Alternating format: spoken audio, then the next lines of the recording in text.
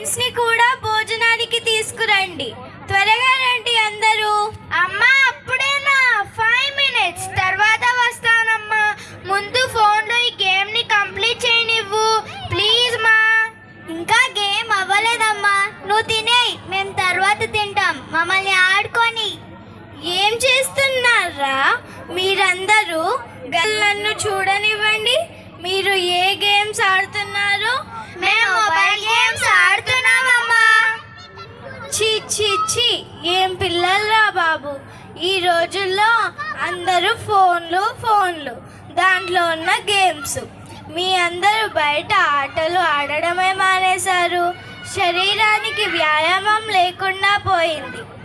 అదే మా రోజుల్లో అయితే ఈ ఫోన్లు లేవు. చక్కగా ఆరు బయట పొలాల్లో తోటల్లో ఆడుకునే వాళ్ళం. మీలాగా ఇంట్లో ఫోన్ ఆడే వాళ్ళం కాదు. నిజమా ఆంటీ? మాకు కూడా చెప్పండి, మీరు ఏమేమి ఆటలు ఆడేవాళ్ళు? చెబుతా వినండి అందరూ.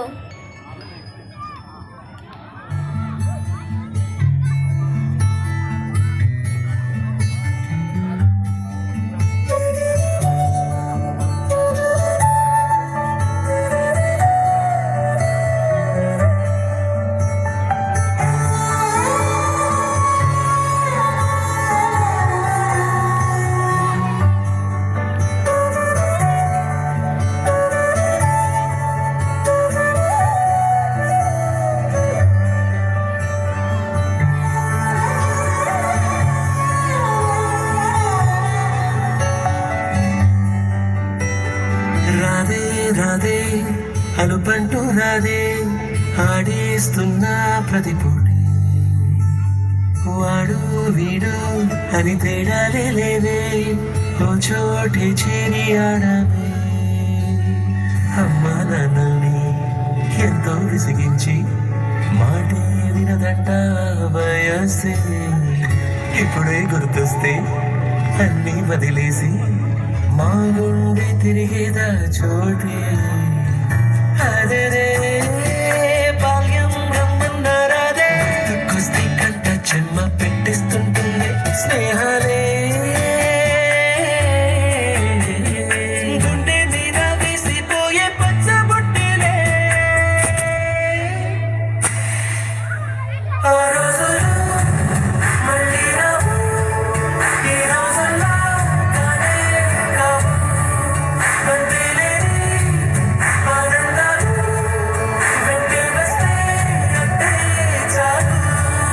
ఆ రోజులు మళ్ళీ రావు, ఈ రోజుల్లో కానే కావు. అంతేలేని ఆనందాలు వెంటే వస్తే అంతే చాలు.